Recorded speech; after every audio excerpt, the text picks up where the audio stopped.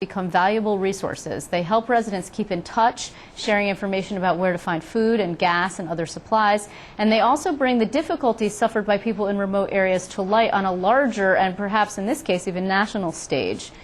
After Irene, a site called the Watershed Post, which usually carries features on local arts and characters and events, has become a go-to destination to keep tabs on the damage in the Catskills. We actually learned about it on Twitter, so it's only fitting that it gets our Tweet of the Day status. Early this morning, the blog tweeted this, quote, "Open call to national media. Reporters are thin on ground. We could use some help up here." Well, help is on the way. Joining me now on the phone to talk more about this effort is the website's editor, Lissa Harris. Lissa, thank you very much for joining me. Hi, thank you for having me. It is a pleasure. I just want to say that the mainstream media is getting the word. Not just you, but our phone has been ringing all day. I've done I've lost track, live interviews today.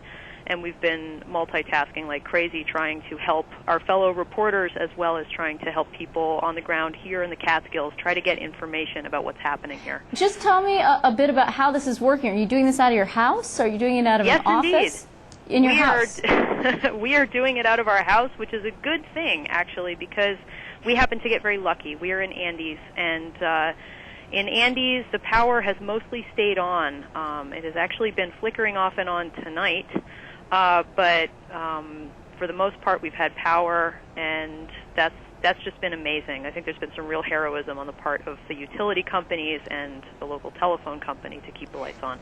So just to be clear, I've been on the website. The site's a great resources. Basically, you're doing a lot of citizen journalism. People are sending you things, video footage. You had a live blog going on. But usually you write some kind of like quirky and fun stuff about local news and features, right? We do a mix of stuff. We do links to other people's coverage. We do our own original stories. We have some local correspondence, and we're actually trying to get some town pages off the ground, whereby we have a local columnist staffing a page in all the rural towns in the Catskills. So yeah. We have a couple of those going.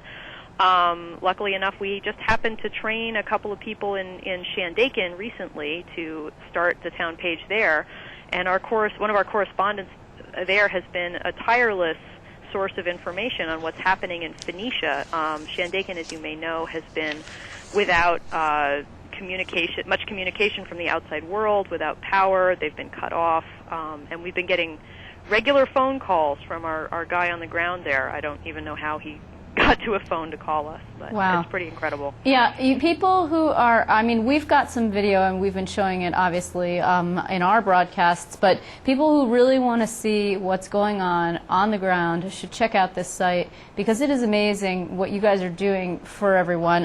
The response seems to be overwhelming. I'm overwhelmed by the response. Yeah. Just completely. We've had so many people contact us. But what we're really doing right now, we've hardly left the house. We are organizing information, and we're doing it as fast as we can, and the information is pouring in from so many sources, from social media, from phone calls, from email, from people we know personally, from the mainstream media. We're just trying to organize it all and present it in a way where people can get it in real time. Yeah.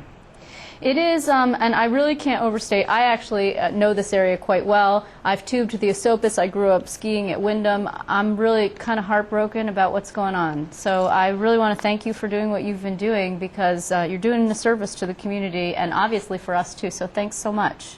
Well, thank you. We were glued to your helicopter footage earlier, so thank you too. Thanks. Well, Lissa Harris, thank you very much for joining us. It's been a pleasure. Get some sleep. All right, you too. Take care.